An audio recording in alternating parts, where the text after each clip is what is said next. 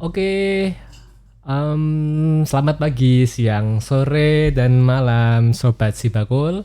Selamat datang di podcast Sibakul, podcast yang ngobrol santai tapi penuh manfaat seputar dunia usaha, digitalisasi, dan pengembangan UMKM.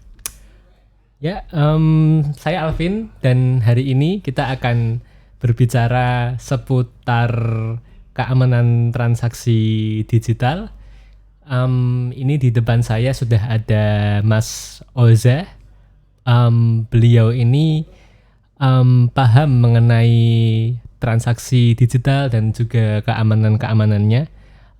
Monggo Mas Oza bisa memperkenalkan diri terlebih dahulu. Oke, terima kasih Mas Alvin. Halo Sobat Sibakul. Terima kasih sudah mengundang saya di podcast ini di Sibakul. Terima kasih juga saya berkesempatan untuk berbagi informasi tentang transaksi digital. Nama saya Bahrun Ghazali, biasa dipanggil Oza. Saya dari kampus Universitas Amikom Yogyakarta, prodi di D3 Teknik Informatika. Oke. Berarti keseharian Mas Oza ini adalah sebagai dosen ya Mas ya? Ya, boleh disebut sebagai dosen, sebagai karyawan di perusahaan juga boleh, karena selain di dosen juga saya di perusahaan badan usaha milik Amikom, yaitu di PT Kit Solution yang bergerak di software development, terus kemudian training serta juga game.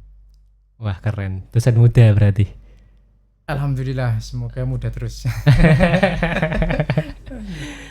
Oke Mas, mungkin kita langsung masuk ke pembahasan untuk podcast kali ini ya Mas ya. Jadi gini Mas, kan UMKM di Sibakul Jogja ini kan yang terdaftar itu ada sekitar 347.000 sekian. Nah dari sebanyak itu yang sudah memanfaatkan Sibakul Market Hub subsidi ongkir itu untuk tahun 2025 ada sekitar 500-an sampai 600-an UKM. Nah, mungkin yang jadi concern kita sebagai pendamping UMKM atau mungkin konsultan PLUT, Pusat Layanan Usaha Terpadu, itu adalah mengenai keamanan transaksi digital Mas. Nah mungkin bisa dijelaskan nggak Mas mengenai keamanan transaksi digital itu apa dan bagaimana Mas? Ya, seperti yang kita ketahui bersama, seiring dengan perkembangan teknologi ya Mas Alvin ya, sekarang baik dari sisi transaksi, perputaran ekonomi, jual beli, mulai dari yang besar, yang kecil, semua sudah menggunakan transaksi digital. Biasanya menggunakan QRIS, terus kemudian e-wallet, terus kemudian juga ada m-banking. Ya, rasanya saat ini mungkin Mas Alvin juga sudah jarang ya bawa uang cash mungkin ya. Begitu juga saya gitu ya. Yeah. Rasanya ya semua jadi HP seperti itu ya. Nah, seiring dengan kemajuan teknologi kemudian bertransaksi, maka dari situ juga resiko keamanan transaksi digital itu juga perlu kita waspadai gitu ya, karena namanya transaksi digital, kita nggak pernah tahu celah apa yang bisa dimanfaatkan gitu ya, entah itu dari sistem, entah itu dari sisi manusianya yang mungkin bisa jadi kurang teliti gitu ya, dan seterusnya seperti itu. Jadi sangat perlu kita waspadai dan sangat perlu kita cermati terkait transaksi digital yang secara aman. Oke. Tadi kan Mas Oza menyebut adanya celah ya Mas ya. Di transaksi digital ini yang perlu diwaspadai, yang perlu diperhatikan adalah mengenai celah. Nah, untuk transaksi digital yang terjadi saat ini atau mungkin yang Mas Oza sudah pernah lihat atau mungkin alami atau mungkin involve langsung ke dalamnya, itu celah keamanan dalam transaksi digital ini seperti apa, Mas? Oke, yang pertama itu waktu QRIS ya. Ini karena saya juga pelanggan toko kelontong juga. Suatu saat itu saya mau transaksi, tiba-tiba dari penjaga tokonya, maaf Pak, belum bisa transaksi pakai QRIS. Loh, kenapa Mas gitu? Karena kemarin ada kebocoran, bahasanya tuh kebocoran. Ada pelanggan membeli, tapi uangnya tuh nggak masuk. Gitu. Jadi ada dua celah gitu ya, yang saya perhatikan. Yang pertama memang si pembeli itu memang niat. Jadi apalagi sekarang dengan eranya AI, jadi gambar QRIS itu bisa dimanipulasi. Artinya memang ketika mau beli itu sudah merancang harganya berapa, jam berapa, tanggalnya berapa, gitu ya. Bahkan mungkin menitnya itu bisa. Jadi ketika transaksi terus kemudian ditujukan, ketika si penjual itu nggak cermat, maka itu sambil lalu aja, oh iya namanya sama, oke lanjut. Tapi nggak dicek menitnya, detiknya dan seterusnya. Nah, maka itu satu celah. Itu ada yang pernah ngalamin seperti itu. Namun seiring dengan perkembangannya teknologi saat ini QRIS, itu sudah ada notifikasi yang berupa suara. Nominal Anda sudah masuk di neuromining sekian gitu ya. Nah, artinya apa? Dengan kemajuan teknologi, ketika digunakan dan kemudian ada update teknologi, maka segera update. Jangan sampai ini ada update, kira-kira apa yang perlu kita perbaiki, terus kemudian ya sudahlah ini sistem sudah ada. Karena biasanya ketika update, kalau nggak softwarenya update atau perangkatnya yang ganti. Ketika perangkatnya ganti, biasanya kan butuh biaya lagi gitu ya. Nah, artinya mau nggak mau, suka nggak suka, ketika ada update, ya memang itu sewajarnya harus update untuk menjaga keamanan transaksi digital. Seperti itu. Iya. Untuk update software tadi itu nggak menimbulkan ini Mas ya, ketidakstabilan ya Mas ya, karena kan memang saya beberapa mendengar tuh ada teman-teman yang mengupdate softwarenya, mengupdate OS-nya itu kok malah jadi nggak stabil gitu. Cuman kalau saya sendiri memang belum pernah mengalami hal seperti itu Mas. Cuman dengar dari teman-teman yang pakai device ini, kemudian OS-nya ini setelah diupdate kok malah nggak stabil. Nah itu bagaimana Mas? Ya kalau secara teknis saya kira itu akan ada pengaruhnya. Tapi kalau menggunakan vendor-vendor yang besar, saya kira itu sudah harusnya sudah tertangani semuanya, baik dari sisi plug and play atau enggaknya, karena pastinya ada QC-nya ketika sebelum dirilis gitu ya. Tapi kalau misalkan ada hal yang error atau bug, itu menjadi hal yang wajar. Tapi bagaimana cara penanganannya itu? Kecuali kalau memang itu di develop sendiri gitu ya, itu mungkin memang PR-nya cukup banyak bisa jadi gitu ya. Tapi itu kan akan menjadi sebuah produk sendiri juga, yang mana itu mungkin bisa nanti sebagai produk yang akan dijual kembali. Jadi kalau misalkan ada risiko bug pasti ada. Oke. Lalu masuk yang mengenai manusianya tadi Mas, kan manusianya juga bisa berperan dalam kerentanan transaksi digital ya Mas ya. Nah mungkin bisa dielaborasi Mas seperti apa faktor manusia ini. Oke, kalau dari faktor manusia pastinya sering update. Saya kira kembali lagi mungkin literasi ya. Termasuk saya sendiri juga selalu update, dan saya merasa kok kencang sekali dengan ada eranya AI gitu ya. Yang notabene mungkin saya sering ketemulah dengan teknologi gitu ya. Artinya itu saja saya masih merasa kurang informasi-informasi yang saya dapatkan. Celah apa sih, atau mungkin teknologi yang terbaru seperti apa yang saat ini ada itu ya, apalagi di luar sana, apalagi dari UMKM. Saya kira itu untuk zaman-zaman saat ini itu nggak bisa menjadi sekunder ya. Artinya kebutuhan apalagi menerapkan full semua transaksi digital, itu mau nggak mau, suka nggak suka, itu harus mengikuti tren teknologinya. Karena biasanya kelemahannya UMKM itu, saya udah ngurusi bisnis saja udah pusing, apalagi diribeti dengan teknologi seperti ini. Nah, kelemahannya biasanya seperti itu. Dan itu saya berarti memaklumi gitu ya. karena memikirkan bagaimana nih biar omsetnya tinggi, terus kemudian dari sisi transaksi sehingga itu kadang diabaikan, apalagi kalau misalkan lagi pas rame-ramenya gitu, itu celahnya juga sangat-sangat besar sekali. Kembali lagi tadi kayak QRIS bisa ditempel ketika rame, diganti QRIS-nya gitu ya, itu juga sangat memungkinkan. Nah sehingga dari sisi manusianya selalu update gitu ya terkait teknologi, terus kemudian jangan lupa edukasi ke karyawan dan timnya agar informasi itu bukan hanya dari sisi ownernya saja, tapi juga dari ke karyawannya atau ke timnya seperti itu. Oke. Ini sebagai intermezzo juga ya Mas ya. Jadi di Sibakul Jogja itu juga kami menyediakan fasilitas subsidi ongkir.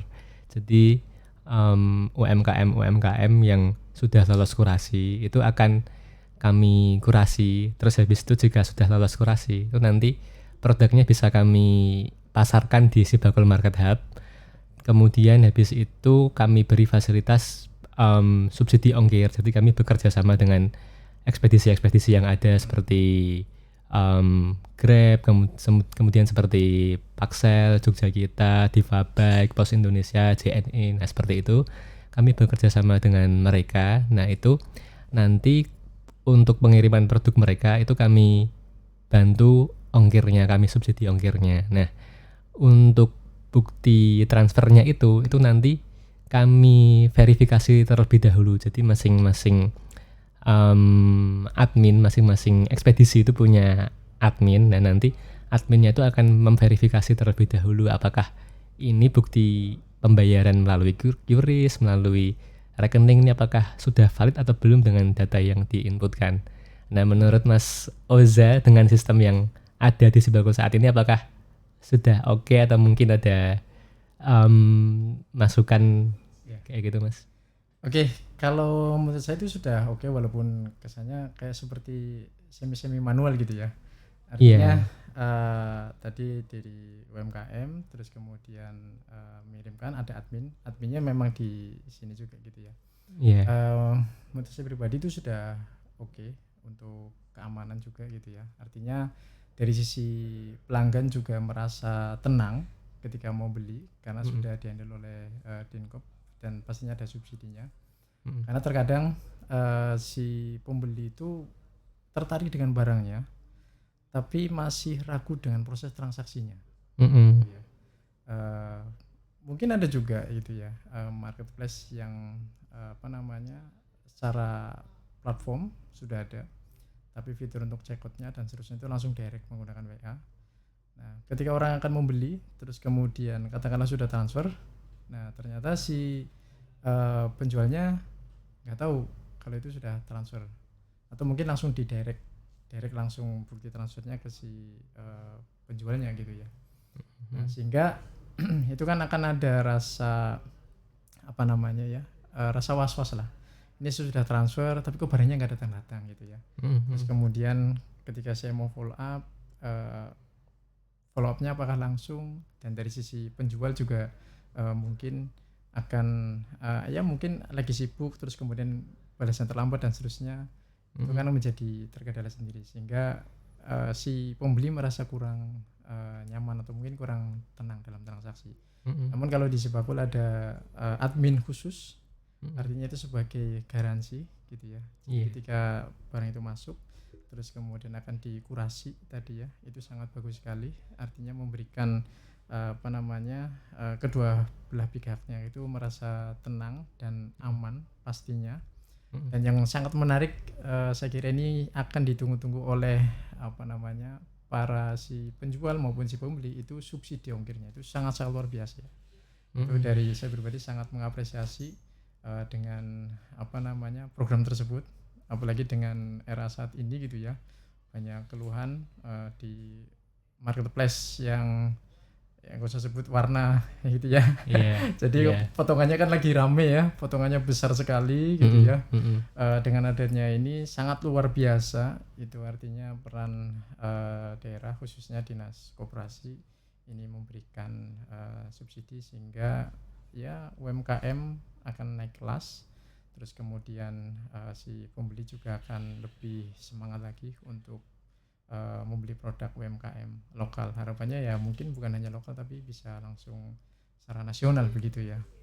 Iya, iya, Sibakul juga nggak lokal aja kok Mas. Ya. Jadi dia ada lokal, nasional, dan juga luar negeri.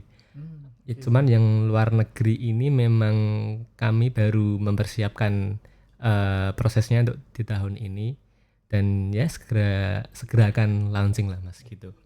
Luar negeri subsidinya dong gitu juga, ada subsidi juga. Ada subsidinya juga. Wah luar biasa sih. Nanti boleh di-spill produknya apa saja gitu ya Mas. Ya boleh. Nanti atau mungkin sudah ada di websitenya Sibakul pastinya ya. Iya kayak gitu. Nah terus bicara mengenai transaksi digital dalam segi keamanannya, itu kan saya Mas ya, saya juga sering mendengar keluh kesah UMKM nih Mas. Jadi misalkan UMKM ini dikirimin link, nah itu UMKM itu biasanya parno duluan Mas, parno habis itu ketakutan duluan lah Mas, mengenai link yang dikirimkan kepada UMKM di WA-nya. Nah jadi memang ya mungkin karena UMKM tersebut pernah mengalami atau mungkin mendengar kabar temennya atau sesama UMKM itu mengalami penipuan gitu ya Mas ya, itu tuh jadi takut duluan gitu Mas. Nah itu gimana supaya kita itu bisa mengedukasi UMKM dalam hal memberitahu kalau link ini phishing, link ini palsu, link ini bahaya, habis itu link ini bisa mengakibatkan atau men-trigger untuk pencurian OTP. Nah kayak gitu gimana Mas? Oke, yang pertama ya tadi ya panik dan seterusnya gitu ya. Mungkin yang pertama tenang dulu, jangan terlalu overreaktif gitu ya, karena itu yang sebagai benteng pribadi untuk melihat secara jernih. Jadi nggak langsung mengambil keputusan untuk mengkliknya, dan juga nggak langsung mereject informasinya, karena itu juga pernah mengalami saya pribadi gitu ya. Akan sulit ketika mendapat link itu dari orang yang kita kenal, namun WhatsApp-nya itu atau nomor kontaknya itu sudah diretas. Itu akan sulit sekali, karena saya pernah mendapatkan seperti itu. Itu sulit untuk membedakan, karena si peretas itu dia akan mengamati gaya bicaranya, sehingga si target itu akan sulit mengenalinya, karena setiap orang pasti kayak Mas Alvin punya teman, punya saudara dan seterusnya, gaya bicaranya kan pasti mengenali ya gitu ya. Nah itu akan sulit sekali. Tapi kembali lagi, ketika melihat sesuatu yang kayaknya agak janggal gitu ya, kita akan lihat dulu beritanya apa, terus kemudian sebelum melakukan eksekusi atau mengklik file atau mungkin browsernya, kita lakukan validasi dulu. Bisa melalui Google, apalagi sekarang adanya AI, kita bisa langsung cek di AI-nya. Atau bisa ada aplikasi yang cukup populer saat ini, mungkin Mas Alvin juga menggunakan, pakai sebut merek boleh Mas ya? Boleh. Get Contact gitu ya. Nah, itu kan bisa juga kalau memang masuk ke WhatsApp, itu yang saya lakukan juga. Dan kemudian mungkin bukan hanya saya, banyak lah gitu ya, bahkan mungkin perusahaan ketika menjalin sebuah kerjasama itu juga secara nggak langsung mereka ngecek melalui aplikasi tersebut, dan tentunya kalau pengen kebuka ada versi premiumnya gitu ya. Tapi ya juga perlu diketahui ketika kita masuk ke sana harus ada pengaturan yang mana biar privasi kita juga nggak terlalu disebarluaskan gitu ya. Karena plus minusnya itu ketika masuk ke sana ya otomatis mereka punya datanya kita dan seterusnya. Nah itu yang bagaimana cara antisipasinya. Nah dari sana itu akan kelihatan nomor kontak ini, kebanyakan orang itu akan menyimpan namanya apa sih gitu. Nah nanti kan akan kelihatan, oh namanya itu sehingga apa, kita langsung blok. Oke, ini fix bahwa ini itu spam, penipuan dan seterusnya. Jadi sebetulnya kalau kita kondisinya lagi tenang, nggak terlalu reaktif, terus nggak reject juga, tapi tenang ya, insya Allah sih itu bisa ada toolsnya saat ini gitu ya, banyak sekali.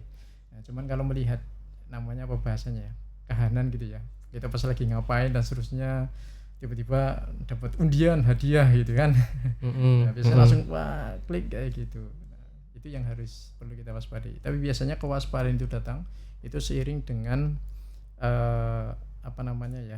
knowledge atau pengetahuan yang sering dibaca, atau mungkin ketika dinas koperasi itu mengadakan kayak pelatihan workshop, itu sangat-sangat membantu sekali untuk memberikan knowledge ke teman-teman yang di UMKM. Gitu. Berarti memang harus tenang dulu ya Mas ya. Iya betul, harus tenang dulu gitu ya. Kalau orang tenang aja kadang kena juga, termasuk saya juga ya, karena lagi-lagi tuh kalau orang yang kita kenal diretas itu akan sulit sekali bahwa ini beneran atau enggak, apalagi ketika si peretasnya itu dia sudah mempelajari histori percakapannya, jadi mencari celah yang kira-kira nyambung.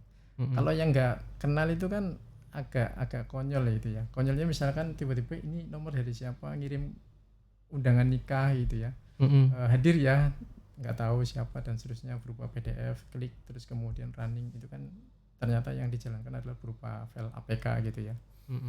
Nah seperti itu.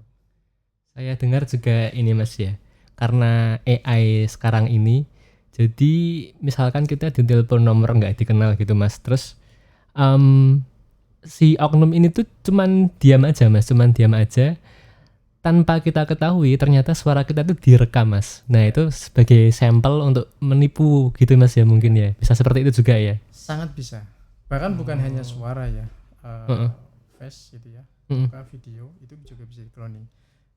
Beberapa waktu yang lalu sempat saya di workshop teman-teman UKM gitu ya, itu yang akan sulit ya, dari sisi face saja sudah bisa gitu ya. Mimiknya, bicaranya, suaranya itu bisa semuanya. Tapi itu cara tradisional untuk menangkal. Tapi lagi-lagi tadi butuh ketenangan dan butuh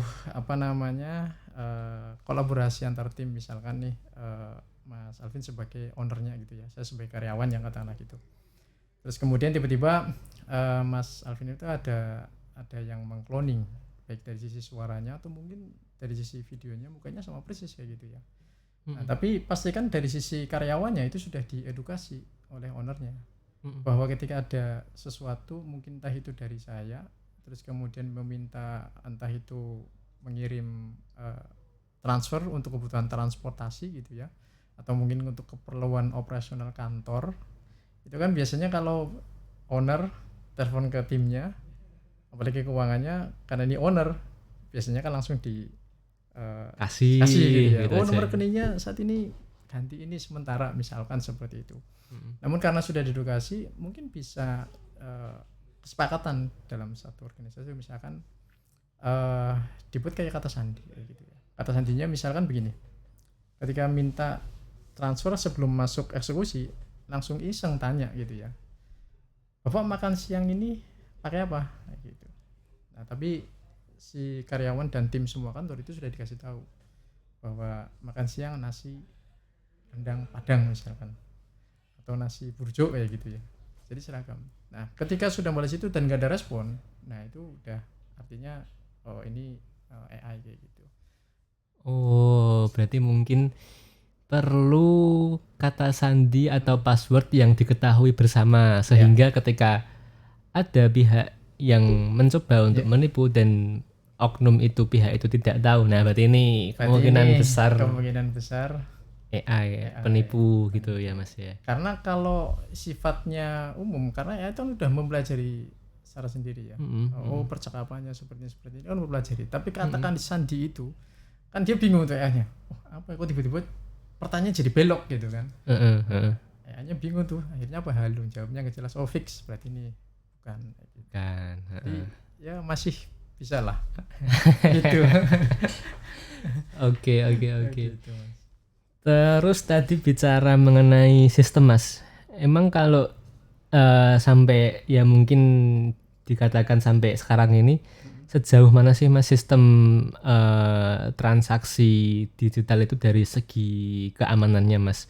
Terlepas dari tadi ya Mas ya, misalkan dari sisi manusianya sudah oke, sudah paham knowledge-nya.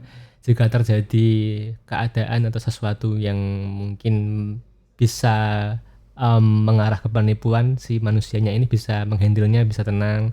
Kemudian dari sisi celahnya, OS-nya sudah diupdate, kemudian device-nya juga sudah oke. Nah, sejauh mana sih Mas sistem keamanan transaksi digital sampai sekarang ini? Apakah memang sudah seaman itu atau mungkin tetap ada Ya, celah? kalau bicara sistem ya aman 100% rasanya apa ya, kayak mustahil gitu Mas. Menurut saya gitu ya. Aman apa sistem itu pasti akan ada celahnya gitu ya. Tetap ya. Entah itu sulit atau mungkin susah gitu ya. Ya susah mungkin relatif ya bagi apa namanya mungkin kita gitu ya. Tapi bagi orang yang expert bidang pertasan dan seterusnya mungkin itu menjadi hal yang mudah. Apalagi saat ini tuh ada model celah atau memanfaatkan celah keamanan itu melalui kiriman stiker. Iya Mas. Stiker Telegram. Beberapa bulan yang lalu itu sempat ramai itu ya. Jadi hanya stiker itu bisa masuk untuk celah itu. Jadi kalau dari sistem sama apa rasanya apa ya akan terus ya, apalagi Tetap dengan ada. eranya AI saat ini. Saya sempat dengar juga di podcast itu ya. Ada salah satu model AI yang mana itu bisa mencari atau menemukan vulnerability dalam waktu 2-3 jam. Iya. Jadi saya bayangin ketika itu dilepas gitu ya, model itu dilepas, itu bakalan sangat banyak sekali sistem-sistem yang akan kena. Walaupun sifatnya adalah kerentanan gitu ya. Tapi kalau dari kerentanan si AI dia akan mencari tahu bagaimana cara masuknya gitu ya. Walaupun saat ini juga sudah ada tools untuk melakukan scanning untuk kerentanan dan seterusnya. Jadi kalau bicara apakah 100%, jawabannya ya kalau bicara 100% kayaknya nggak bisa 100% akan terjamin aman gitu ya. Tapi yang bisa kita lakukan itu selalu update ya. Satu selalu update, baik itu dari sisi apa namanya manusia itu sudah pasti, karena nggak lepas dari apa namanya manusianya. Kalau misalkan sistem update terus kemudian manusianya nggak update dari sisi knowledge-nya, ya bagaimana kita akan melakukan update dari sistemnya itu sendiri gitu ya. Jadi ketika sudah tahu knowledge-nya, biasanya akan muncul celahnya ini, maka kita harus mencari bagaimana cara menutupnya. Terus kemudian ini sudah ditutup, ternyata ada celah lagi, karena memang di situ ada supply and demand-nya gitu ya. Jadi ketika ada masuk, kayak dulu kan sempat ramai mungkin Mas Alvin era-era tahun 2015 ke bawah gitu kan, antivirus kan ramai sekali ya. Ya, antivirus ramai sekali ketika kita membuat virus, terus kemudian kok kena virus ya gitu ya. Itu dulu isunya malah yang membuat virus malah antivirusnya itu. Itu Mas Alvin yang bilang ya. Ya, saya sampai pernah pengalaman satu hari itu hampir pas awal-awal jadi mahasiswa itu ya. 5 kali install ulang, 5 kali install ulang, udah ganti-ganti virus, terus kemudian bahkan antivirusnya itu nggak cukup 1 gitu ya, langsung lapis 3 gitu kan. Nah, tapi ya nggak ngaruh juga gitu kan. Terus kemudian ya sama halnya saat ini juga mungkin mirip-mirip, cuman polanya berbeda teknologinya. Jadi kalau bicara 100% saya sih nggak menjamin 100% aman. Tapi itu bisa kita apa namanya ya antisipasi lah ya, antisipasi dengan update mulai dari teknologinya. Terus kemudian update knowledge ini bisa melalui informasi-informasi. Itu juga perlu ya, baik melalui workshop, pelatihan itu juga sangat penting untuk menambah wawasan sehingga kita bisa lebih berhati-hati lah, seperti itu dalam bertransaksi digital. Oke. Berarti tadi kalau saya rangkum itu untuk mengantisipasi terjadinya penipuan atau phishing atau pencurian OTP atau sebagainya, itu yang bisa dilakukan UMKM itu diantaranya satu, update dari sisi manusianya, itu termasuk dengan knowledge-nya. Terus yang kedua itu mengenai teknologinya. Jika ada update OS, ada update software. Ya intinya yang terkait dengan teknologi, dengan device itu sebisa mungkin diupdate aja nggak apa-apa. Itu justru akan memperbaiki bug-bug yang sudah ada. Kemudian yang ketiga mungkin bisa mengikuti workshop ya Mas ya. Jadi mungkin si owner pemilik usaha ini mengikutkan pegawainya untuk mengikuti workshop gitu ya Mas ya. Atau mungkin Dinas Koperasi dan UKM DIY ini udah pernah sih menyelenggarakan workshop di bidang IT. Cuman saya kalau untuk yang transaksi digital belum tahu nih apakah sudah pernah ada workshop keamanan transaksi digital. Mungkin itu ya Mas ya. Ada lagi nggak Mas selain itu Mas? Yang perlu ini ya diamankan gitu ya. Tadi transaksi itu rasanya tadi udah lengkap semuanya Mas Alvin. Yang pasti ketika itu tadi butuh tenang ya. Jangan terlalu panik juga. Terus kemudian jangan terlalu overaktif juga. Terus apa lagi ya? Tadi sudah semua kayaknya ya. Ganti password. Pasti ya. Pasti. Nah ini yang perlu digarisbawahi ini. Password itu jangan gunakan password default yang biasa digunakan. Biasanya password ini nggak jauh-jauh dari yang melekat di diri sendiri, keluarga maupun ya orang sekitarnya lah. Yang mana itu akan ya mungkin mudah bagi orang yang mengamati atau istilahnya itu social engineering ya. Dia mengamati dari sisi sosial medianya, terus kemudian tanggal lahirnya gitu ya. Karena kalau bicara embedding ya biasanya secara default di mana cuman hanya 6 pin ya. Itu biasanya orang mikir ya sudah yang ketemunya ya itu gitu ya. Ketemunya ya angkanya itu biasanya nggak jauh-jauh dari situ gitu. Makanya mungkin itu yang perlu jangan pakai default ya. Kalau saya sebut itu password default. Password default itu apalagi kalau orang mau niat gitu ya mungkin bisa dikombinasi. Kalau nggak tanggalnya ini dibolak-balik itu nggak usah pakai teknik yang rumit-rumit misalkan brute force dan seterusnya. Ya itu mungkin bisa dapat juga ya. Social engineering ini kadang kelihatannya kalau misalkan dari sisi sistem agak sulit, pendekatan dari orangnya itu yang mungkin bisa masuk ya. Tapi biasanya kendalanya ketika membuat password yang susah itu juga lupa. Nah gimana ini? Ya itu sebenarnya gimana biar itu saya akui gitu ya. Dan kemarin saya sempat ngisi workshop juga saya sampaikan juga caranya. Jadi kayak semacam membuat kamus tapi isinya password. Tapi masalahnya kalau kamusnya itu apa istilahnya ya, catatan itu ibaratnya bocor juga gitu ya. Semuanya dapat gitu ya.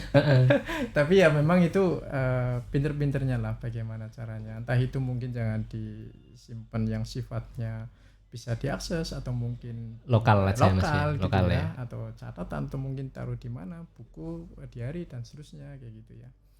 Yang pasti itu tadi karena semakin platform kan nanti akan banyak sekali. Platform aja udah berapa ya? A, B, C, D itu udah lebih dari 5. Dan passwordnya itu saya yakin itu akan susah sih.